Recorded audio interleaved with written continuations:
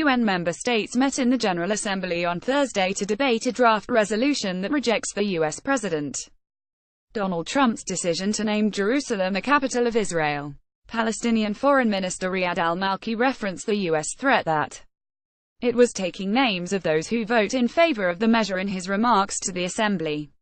History records names. It remembers names, the names of those who stand by what is right and the names of those who speak falsehood. Today we are seekers of rights and peace, he said.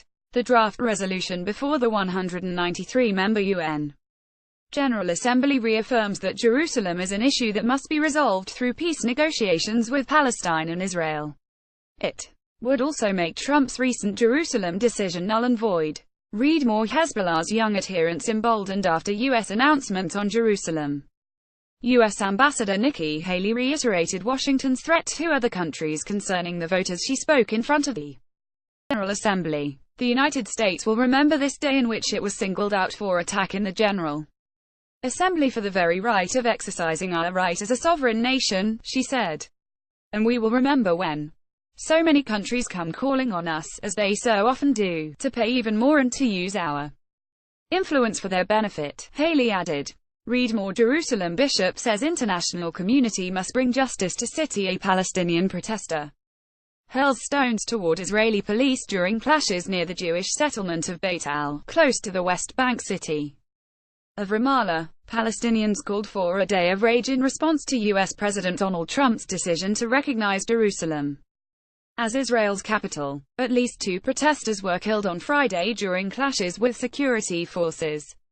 Jerusalem itself has seen some of the largest protests, as here in front of the Dome of the Rock Islamic Shrine at the Al-Aqsa Mosque compound in the Old City. Hundreds of additional police were deployed to control the masses of protesters after Palestinian calls for protests after Friday prayers. And those calls for protest have received a response from Shiite Muslims in Iraq. These men have taken to the streets in the southern city of Basra. Palestinians are angry because they want East Jerusalem as the capital of their future state. Trump's move, supported by Israel, could thwart that desire.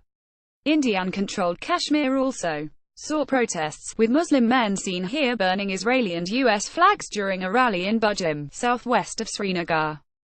Protesters marched in several places in Srinagar and other parts of the region after Friday prayers, chanting slogans such as "Down with America" and "Down with Israel." In Malaysia, more than 1,000 Muslims protested outside the U.S. Embassy in Kuala Lumpur against Trump's decision. The protesters, led by Sports Minister Khairy Jamaluddin, marched from a nearby mosque after Friday prayers to the U.S. Embassy, halting traffic as they chanted "Long live Islam." These Turkish women are venting their anger in support of the Palestinian cause. But Trump's decision to move the U.S. Embassy to Jerusalem has been condemned by many governments of non-Muslim countries as well. Protesters in Egypt burn a picture of U.S. President Donald Trump with his face crossed during a protest in front of the Syndicate of Journalists in Cairo. The picture reads, "Journalists are telling you, Trump, Jerusalem is Arab." Hundreds of protesters also gathered in Al-Azhar Mosque and outside in its courtyard. In Jakarta, Indonesia, protesters in the world's most populous Muslim nation wear Palestine headbands. More than 300 protesters shouted "Go to hell, Israel," and called on Trump to stop his blind support for the Jewish state. The streets of the Iranian capital, Tehran, have also been a scene of huge protests at the U.S. decision. As an archenemy of Israel, the Iranian government is likely to view the U.S. move as particularly offensive. Germany has also seen protests, with mostly Muslim demonstrators attending a rally at Berlin's Brandenburg Gate while waving Palestinian and Turkish flags. The German government has been among those to warn urgently against Trump's move. Author Timothy Jones Erdogan Trump cannot buy support. Earlier on Thursday, Turkish President Recep Tayyip Erdogan heavily criticized Trump on Thursday and urged other countries not to give in to pressure from Washington. "I am calling on the whole world, never sell your democratic will in return for petty dollars," President Recep Tayyip Erdogan said in Ankara. He has been among the most vocal critics of Trump's decision. "Mr. Trump, you cannot buy Turkey's democratic will with your dollars. Our decision is clear," the Turkish leader added on Thursday. Netanyahu UN is House of Lies. Israeli Prime Minister Benjamin Netanyahu slammed the UN as a house of lies ahead of Thursday's vote. He acknowledged that the resolution will likely pass in the General Assembly by a large margin and that his country completely rejects this vote. Before it is made, Jerusalem is our capital and we will continue to build there and embassies of countries. Firstly, the United States will move to Jerusalem.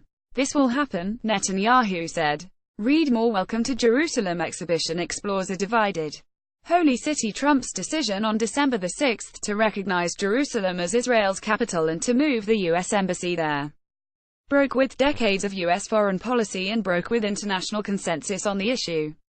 The move also sparked protests around the world and outrage from Palestinians, who want the eastern sector of the city to be the capital of an independent Palestinian state. The measure was vetoed by the U.S. at the UN Security Council on Monday, although all other 14 council members voted in favor of the draft. According to the Old Testament, David, king of the two partial kingdoms of Judah and Israel, conquered Jerusalem from the Jebusites around 1000 BC. He moved his seat of government to Jerusalem, making it the capital and religious center of his kingdom. The Bible says David's son Solomon built the first temple for Yahweh, the God of Israel. Jerusalem became the center of Judaism. The Neo-Babylonian king Nebuchadnezzar II from the left conquered Jerusalem in 597 and again in 586 BC, as the Bible says. He took King Jehoiakim V from the right and the Jewish upper class into captivity, sent them to Babylon and destroyed the temple. After Persian King Cyrus the Great seized Babylon, he allowed the exiled Jews to return home to Jerusalem and to rebuild their temple. Since the year 63 CE, Jerusalem was under Roman rule.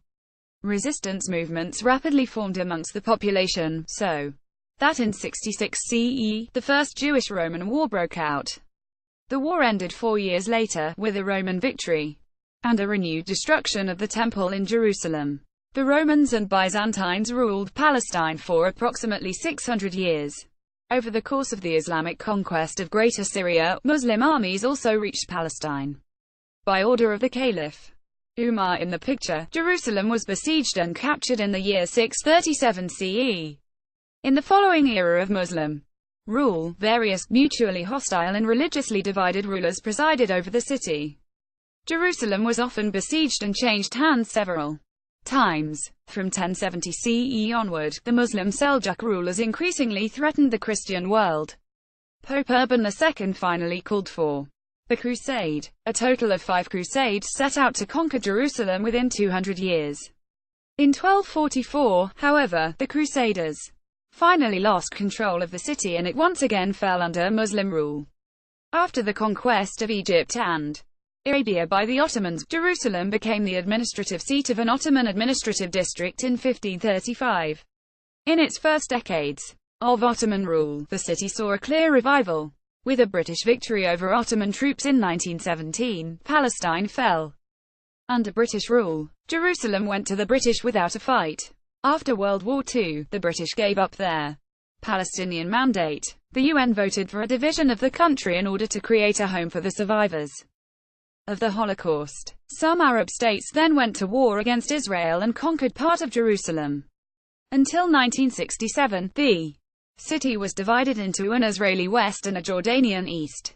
In 1967, Israel waged the Six-Day War against Egypt, Jordan and Syria. Israel took control of the Sinai, the Gaza Strip, the West Bank, the Golan Heights and East Jerusalem. Israeli paratroopers gained access to the Old City and stood at the Wailing Wall for the first time since 1949. East Jerusalem is not officially annexed, but rather integrated into the administration.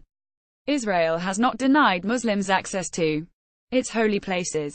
The Temple Mount is under an autonomous Muslim administration. Muslims can enter, visit the Dome of the Rock and the adjacent Al-Aqsa Mosque and pray there. Jerusalem remains to this day an obstacle to peace between Israel and Palestine. In 1980, Israel declared the whole city its eternal and indivisible capital. After Jordan gave up its claim to the West Bank and East Jerusalem in 1988, the State of Palestine was proclaimed. Palestine also declares, in theory, Jerusalem as its capital. Author Ines Eisler, SRC app, AFP, DPA, Reuters.